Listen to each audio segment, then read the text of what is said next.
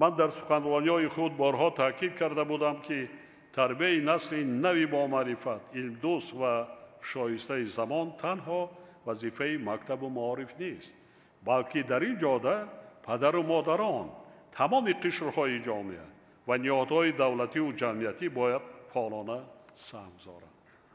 امروز ما به متخصصان بلندپایه نسبت به هر وقت دیگر نیاز بیشتر داریم، ولی نه همه دانشمندان در انتخاب کردن و به کمال رسانیدن استعدادهای جوان حصه‌گذاری می‌کنند.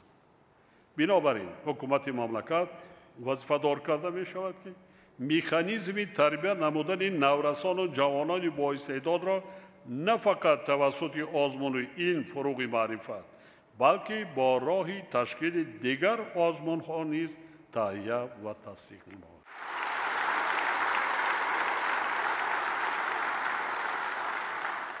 در این روند برای بلند برداشتن صفت تحصیلات و تعلیم فن‌های طبیعی و ریاضی در همه زمینه‌های تحصیلات باید تدبیرهای علاوه‌ای اندیشیده شوند.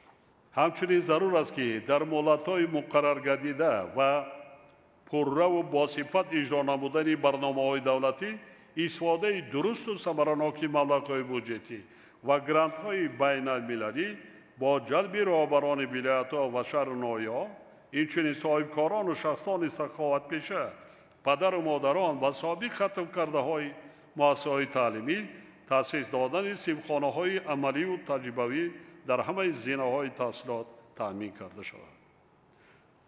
مسئله تأسیس صنفخانه‌های علاوه‌ای مؤسسه‌های تا مکتبی و مهیا کردن شرایط مساعد تعلیم و تربیت صفت مشغولیت‌های آزمایشگاهی و عملی فن‌های طبیعی، ریاضی و تکنیکی نیز باید در مد نظر رهبران و مسئولان قرار داشته باشد.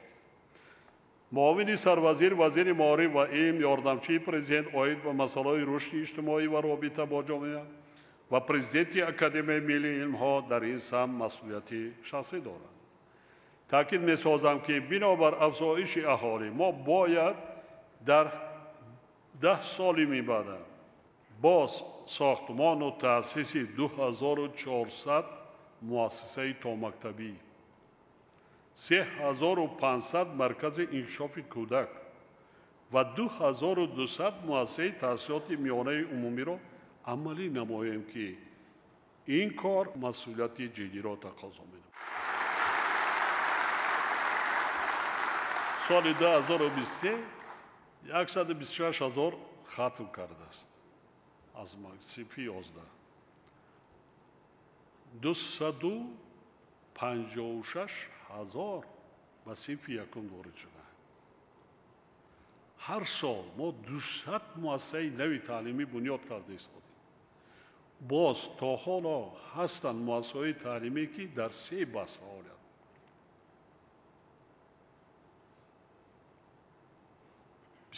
بسیار افزایش هم باید. مکتب‌ها ولی ساختن هم خیلی مبلغ زیاد، برای یک مکتب کمش 35 میلیون لازم. همین شب روزا می‌رود. حاضرین گرامی، جهت وسعت بخشیدن به کارهای عملی و اختراع‌کاری و نوآوری، ما قانون جمهوری تاجیکستان درباره پارک‌های تکنولوژی را قبول کردیم که بیش از 10 سال این جانب عمل کرده ایستاده است. سال 2021 پارک‌های تکنولوژی مؤسسه‌های تحصیلات عالی کسبی کشور را از انداز آزاد نموده، با آنها علاوتاً یک قطار امتیازات دادیم. طبق معلومات حالا در نزد مؤسسه‌های تحصیلات عالی کسبی همگی 24 پارک تکنولوژی عمل می‌کند. علاوه به خیلی کم بودن چنین پارک‌ها، فعالیت آنها با طلبات جوابگوی نبوده، اکثرشان به نام وجود دارند. با در نظر داشت این، وزارت‌های معارف و علم، صنعت و تکنولوژی‌های نو و مؤسسه‌های تحصیلات عالی کسبی را ضرور است که جهت به طلبات زمان موافق نمودن فعالیت پارک‌های تکنولوژی تا آخر سال جاری تدبیرهای دخل‌دار اندیشند. همه ما می‌دانیم که در بسیار کشورها در اساس تجهیزات و مال‌های وارد شونده با مطابق کردن آنها به شرایط و طلبات داخلی تجهیزات و مال‌های خودی را استحصال می‌کنند و با این راه واردات را عوض میکنند. برای چی در همکاری میان پارک‌های تکنولوژی، مؤسسه‌های تحصیلاتی عالی، اکادمی ملی علم‌ها و کارخانه‌های صنعتی کشور استحصال بعضی تجهیزات و مال‌ها را که ما با پرداخت اسعار خارجی وارد میکنیم کدامان در داخل برای ماندن نمیتوانیم. از این لحاظ وزارت‌های مالی و علم، صنعت و تکنولوژی‌های نو، اکادمی ملی علم‌ها و مؤسسه‌های تحصیلات عالی کسبی را ضرور است که جهتی به طلبات زمان موافق نمودن فعالیت پارک‌های تکنولوژی و وابسته کردن آنها به کارخانه‌های استحصالی علاهده کشور تا آخر سال جاری تدبیرهای داخل دارند. دستگاه اجرایی پرزیدنت مملکت وظیفه‌دار کرده می شود که این مسئله را تحت نظارت گرفته با تأسیس کمیسیون مخصوص ثمره‌ناکی خراجات مبلغ‌های از حساب مؤسسه‌های تحصیلات عالی در دوام 10 سال اخیر برای پارک‌های تکنولوژی جدا گردیده را تحلیل کرده از کارهای تا آخر سال عملی شونده نتیجه گیری نمود. محترم اهل زیاد، در فعالیت کارمندان اکادمی ملی علم‌ها یک قطار کمبودی‌های دیگر از جمله وابسته به مبرم بودن یا نبودن موضوعهای تحقیقاتی، صفت کارهای علمی، نتیجه‌های به دست آورده شده و اهمیت عملی یعنی تطبیق آنها در استحصالات جای دارد. تحلیل و آموزش ثابت ساخت که نه همه کارمندان اکادمی در 20 سال اخیر با نتیجه‌های خوب علمی نائل شدند. بعضی مواد علمی پیشنهاد گردیده به سمت فعالیت آزمایشگاه یا شعبه‌ای که کارمند در آن فعالیت می‌نماید هیچ علاقه‌مندی ندارد.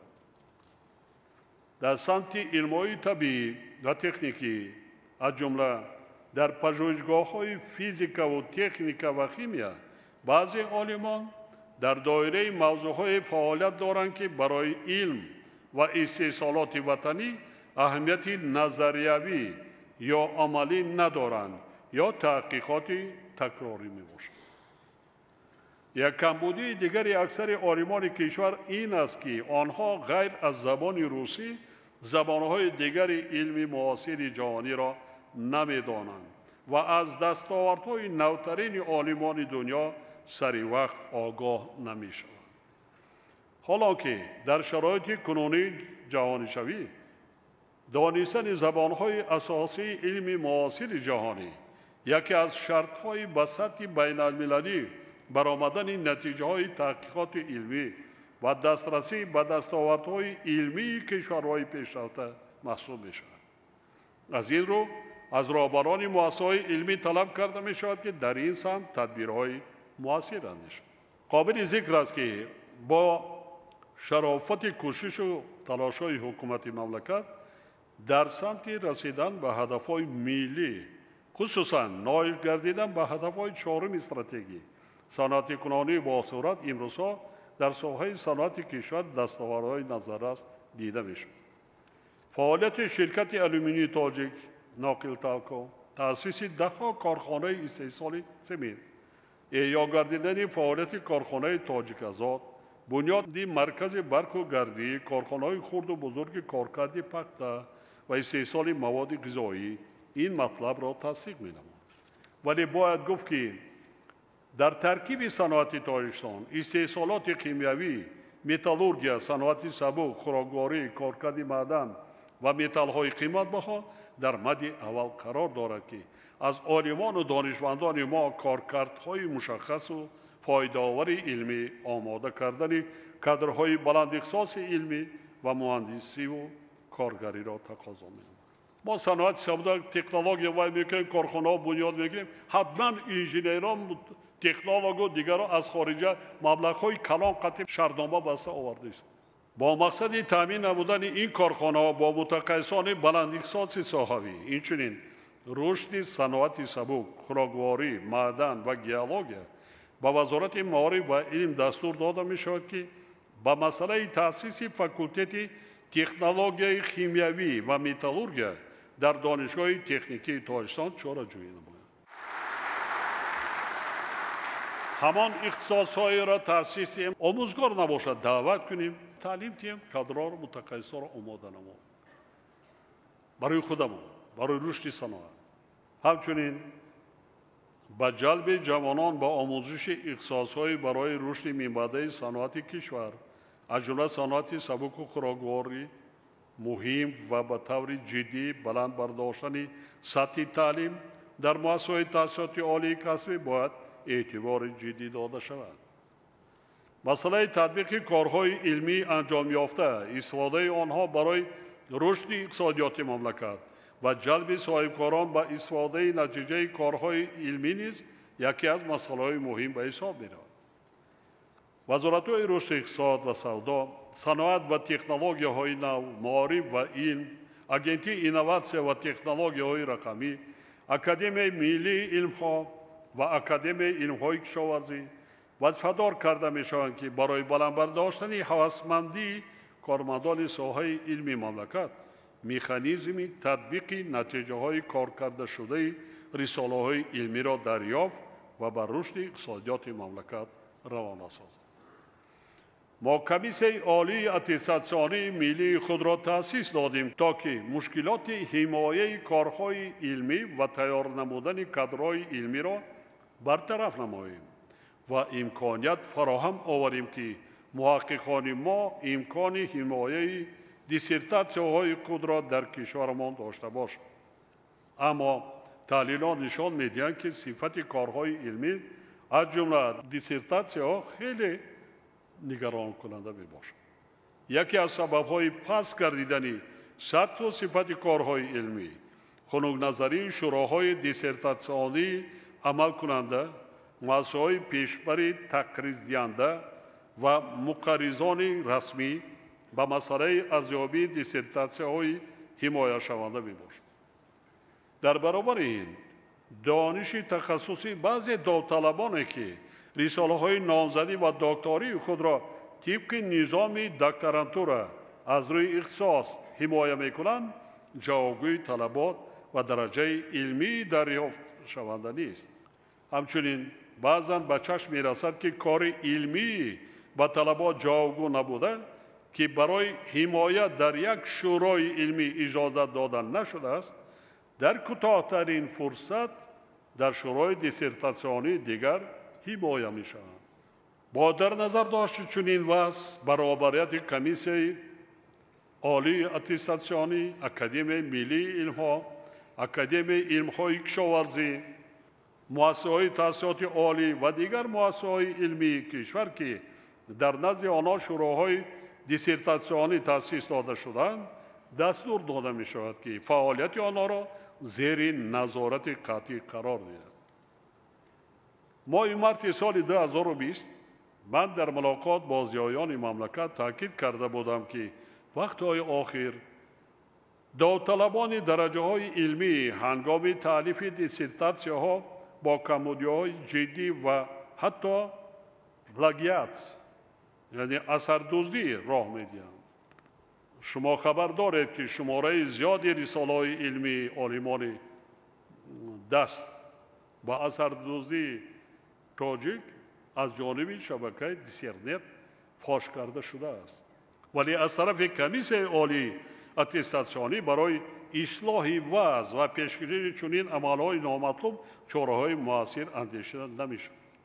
برعکس حالت‌های حمایه نمودن عالمان اثردزد و رویپوش کردن کردار آنها جای دارد. ماه اپریل سال جاری از طرف کمیسیون عالی اتستاسیونی به دستگاه اجرایی پرزیدنت گزارش تحت عنوان عاید به تحقیقات دیسرتاسیونی و حمایه شهروندان جمهوری در خارج کشور و ضرورت انتخاب موضوع رساله علمی پیشنهاد گردید که در آن وارد نبودن تغییر الهه‌ها به نظامنامه شورای دیسرتاسیونی درخواست شده است. اما از طرف کمیسیون مذکور بی اساس بودن خلاصه‌های پیشنهاد نموده شبکه دیسرنت عاید به اثردزدی مؤلفان رساله‌های علمی اثبات نشده است و در این خصوص یگان دلیل پیشنهاد نگردیده است. تا امروز از جانب دیسرنت 150 نفر عالمان تاجیک، نامزدها و دکترهای علم ضمن تهیه رساله‌های علمی به اثردوزی گناهکار دانسته شدند. دیپلم 7 نفر آنها با پیشنهاد دیسیرنیت از جانب کمیسیون عالی اتستاسیونی فدراسیون روسیه به اعتبار اعلام گردیده است. باعث نگرانی است که یک قسم عنوانجویان رساله علمی نامزدی را خودشان نمی‌نویسند و حتی ماهیت آن را درک نمی‌کنند. حمایه رساله طبق سناریوی پیشکی صورت می‌گیرد که از فعالیت ساختکارانه شوراهای حمایه گواهی می‌دهد. آیا شما رهبران مؤسسه‌های علمی و عالمان و دانشمندان تصور می‌کنید که چنین وضعیت به آبروی ملت تاجیک و علم تاجیک چقدر ضربه می‌زند؟ وقتی ما همیشه می‌گوییم که گذشتگان ما هنوز در عصرهای میانه پایه‌گذاران شاخه‌های گوناگون علم بودند، چنین رفتار به شأن ما ننگ و شرم‌آور است. حاضرین ارجمند، یکی از مسائل مهم علم کشور معین نمودن سمت‌های اولویت داشته آن میباشد. با این مقصد ما با قرارهای داخلدار حکومت مملکت 4 مراتبه برای سالهای 2007 2009 2010 2012 2015 2020 و 2020 2025 نامگوی سمت‌های اولویت داشته تحقیقات علمی در جمهوری تاجیکستان را قبول نمودیم.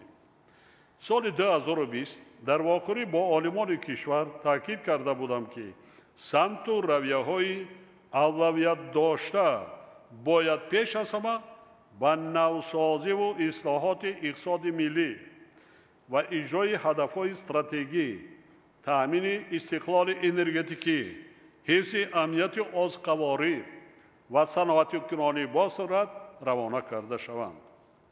در برابر این ضرورت تأمین کردن پیشرفت اقتصادی و اجتماعی در زمان معاصر، خصوصاً در شرایط تغییریابی با صورت اقلیم، نتیجه‌های ثمربخش علمی را در سمت‌های تشکل انرژی سبز، اقتصاد سبز، اقتصاد رقمی، اختراع و تطبیق تکنولوژی‌های اینواتسیونی و ذهن صنعی طلب می‌نماید. از جمله سهم عالمان وطنی در تطبیق استراتژی رشد ذهن صنعی در جمهوری تاجیکستان برای دوره تا سال 2040 و طبق آن تا به 5% مجموع محصولات داخلی رسانیدن درآمد در نتیجه جاری نمودن تکنولوژی‌های ذهن صنعی خیلی ضرور و حتمی می‌باشد. تحلیل همه‌جانبه نامگوی سمت‌های اولویت داشته تحقیقات علمی نشان می‌دهد که آن هنوز پیشرفت علمی وطنی را با در نظر داشت دستاوردهای علمی جهانی تأمین کرده نمی‌تواند و بازبینی جدی را تقاضا می‌نماید.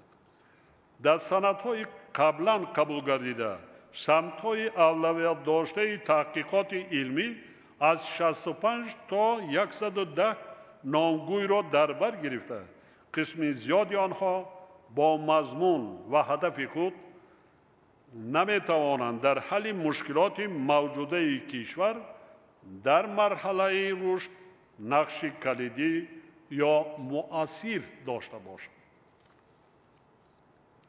با وجود اینکه تحقیقات علمی سمت‌های غیر گومانیتاری قریب 75% همه تحقیقات عملی شده و عملی شونده را در دوام 10 سال اخیر تشکیل می‌دهد، پیشبینی نمودن چنین شماره بزرگی سمت‌های اولویت داشته اجرای صفتناک آنها را غیر امکان می‌گرداند. از این لحاظ وزارت‌های رشد اقتصاد و سودا، معارف و علم، صنعت و تکنولوژی‌های نو، تندرستی و حفظ اجتماعی اهالی، اکادمی ملی علم‌ها و اکادمی علم‌های کشاورزی وظیفه‌دار کرده می‌شوند که نامگوی سمت‌های اولویت داشته تحقیقات علمی را از نو تهیه و به حکومت مملکت پیشنهاد نمایند. با مقصد گسترش تحقیقات علمی در سمت رشد استوار، اقتصاد سبز و سیاحی و صاحبکاری با قرار حکومت مملکت در نزد دانشگاه بین‌المللی سیاحی و شایبکاری تاجیکستان پژوهشگاه‌های علمی و تحقیقاتی اقتصادی سبز و سیاحی و شایبکاری تأسیس داده شدند. ساختارهای ذکر شده وظیفه دارند که با جلب سرمایه داخلی و خارجی فعالیت خود را تقویت بخشیده در دایره مرکز تطبیق لایحه‌ای در نزد دانشگاه عمل می‌کند، عاید به تجارت کنانی نتیجه‌های تحقیقات علمی و پیوند علم با استحصالات چاره‌های ضروری اندیشد. همچنین نشر مقاله‌های علمی را در مجله‌های با نفوذ جهانی زیاد کرده تاجیکستان را در عرصه بین‌المللی همچون کشوری سبز بیشتر و هدفمندانه معرفی نماید.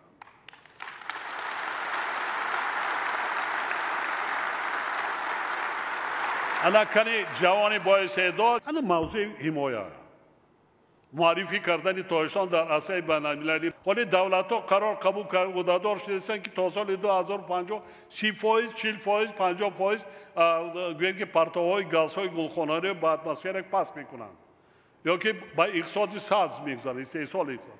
اما 98% استحصال انرژی این انرژی سبز است. اقتصاد ما اقتصاد سبز است. با گازهای گلخانه‌ای با پرتو در اتمسفر قریب از همه جای نمایان رو میگیریم. اینا کی پیشان میکنن؟ اینا علما دانشمندا هم معرفی میشه تاجیکستان، هم عنوان میگیرید، تحقیقات میگیرید.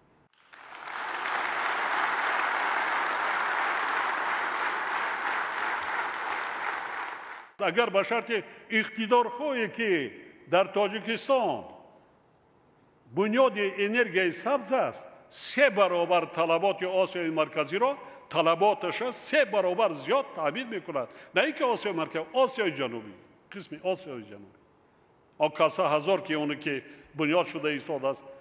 مثلا بسیار هست که توجه علما دانشمندان عنوانجویان دیگران و این سمت روانه کرده شود. ما ببینیم دنیا در چی است.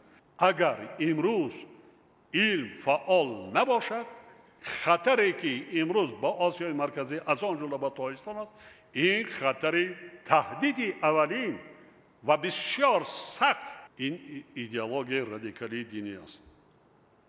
ساحه را انتخاب کردین، کار کنید، اختراع کنید، جستجو کنید، ننگ و ناموس کنید. هیچ نباشد 2 نفر را تربیت کنید، از راه بد گردانید که پسرم علیه راه درست است. وطن دارید، پدر و مادر تاجیک است. همین وطن وطنی اجدادی ما شما است.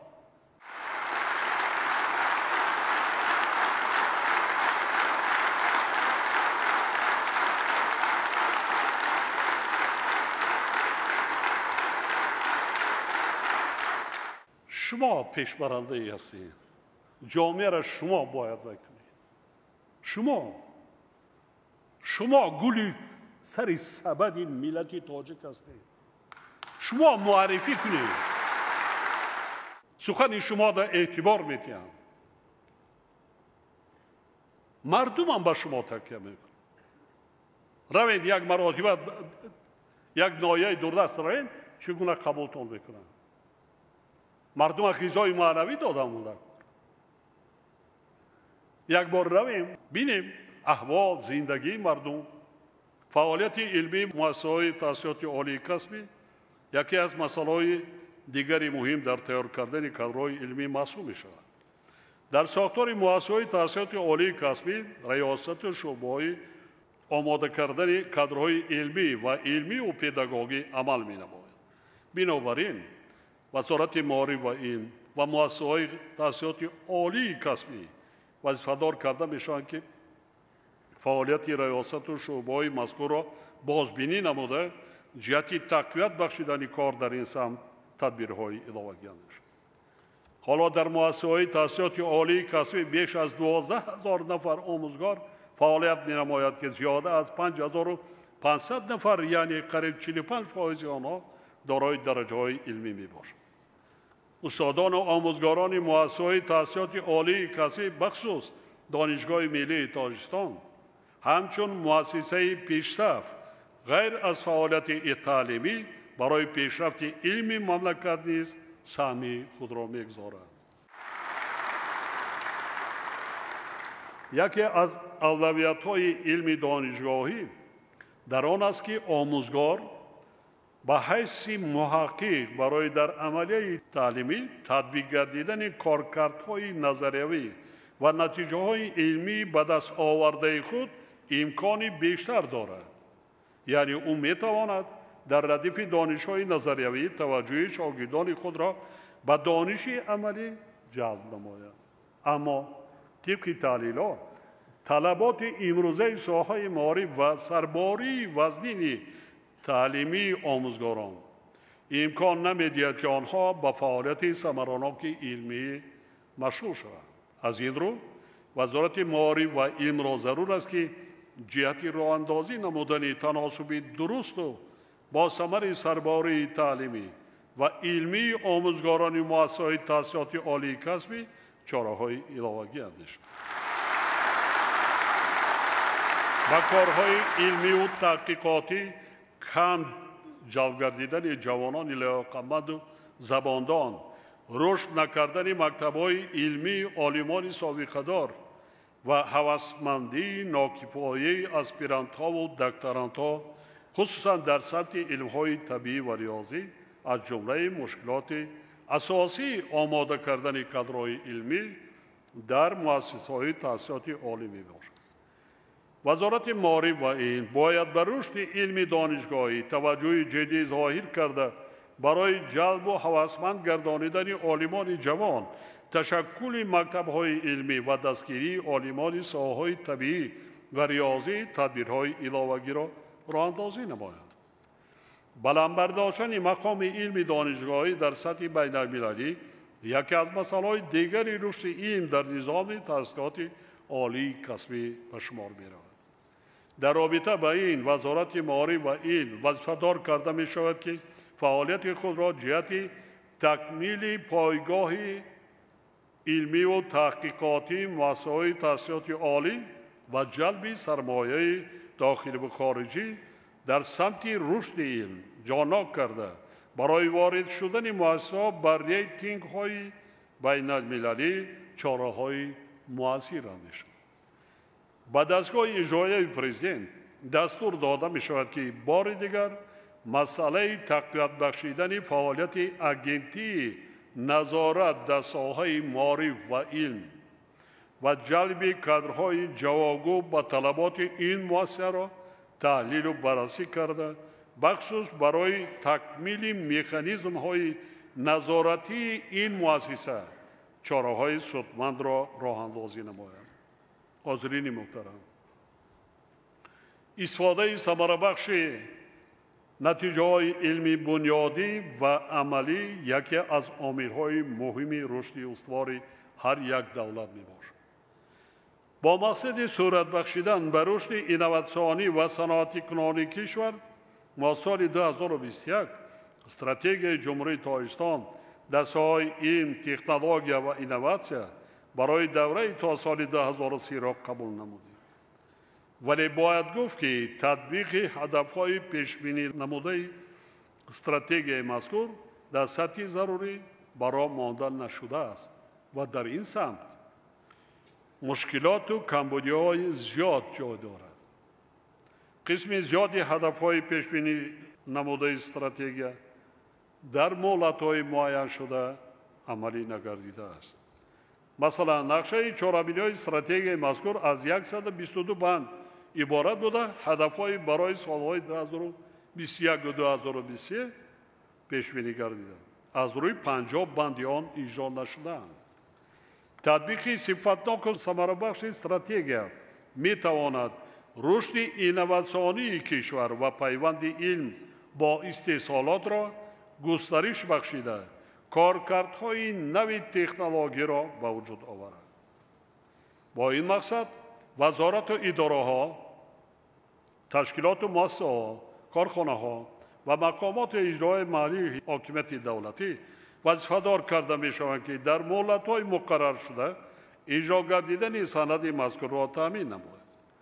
مسئله دیگری که میخواهم مخصوص خاطرشان سازم مطابق با منفعت‌های ملی، رعایت پرینسیپ‌های دنیویت، اساس‌های ساخت انسانی، تحکیم منبع صلح و وحدت ملی و افتخار وطنداری، انجام دادن کارهای علمی و تحقیقاتی و تألیف اثرهای علمی می‌دارد. فراموش نباید کرد که برای ما معیارهای مقرر کرده کنستیتوسیا و ارزش‌های ملی، تاریخی و فرهنگی همیشه افضلیت دارند.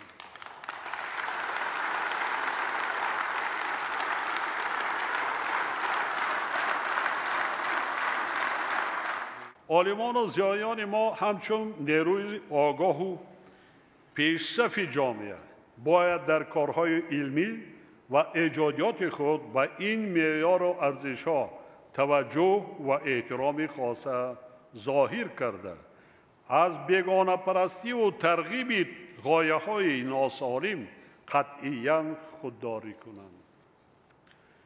در نظام علم و معارف کشور دو نهاد مهم، اکادمی تحصیلات تاجیکستان و پژوهشگاه رشد معارف فعالیت می‌کنند که تحقیق علمی مسائل وابسته به تعلیم و تربیت و بلند برداشتن صفت تحصیلات به ذمه آنها گذاشته شده است. تهیه استانداردهای تعلیمی و فنی، تألیف کتاب‌های درسی، آموزش مسائل پداگوژیکی معاصر، تحلیل نشاندهنده‌های برنامه و کنسپسی‌های دولتی، مانیتورینگ صفت تعلیم و اجرای نقشه و برنامه‌های تعلیمی وظیفه اساسی عالمان مؤسسه‌های علمی ذکر شده می‌باشد. از تحلیل‌ها برمی‌آید که فعالیت این مؤسسه‌های علمی چندان ثمربخش نیست. یکی از مسائل حل طلبی که سالهای زیاد در نزد این مؤسسه‌ها قرار دارد، تألیف کتاب‌های درسی به طلبات زمان معاصر جوابگو می‌باشد. صفت تحصیلات اساساً به سطح و صفت کتاب درسی، مواد تعلیمی و مهارت پداگوژی آموزگار وابسته می‌باشد که این مسئله هنوز بهبودی جدی می‌خواهد. ضرور است که از جانب وزارت معارف و علم، اکادمی تحصیلات و پژوهشگاه رشد معارف به مسائل بلند برداشتن سطح و صفت تعلیم و کتاب‌های درسی دقت اولین درجه داده شود و در وقت‌های کوتاه‌ترین این مشکلات را پس سر کردن لازم است.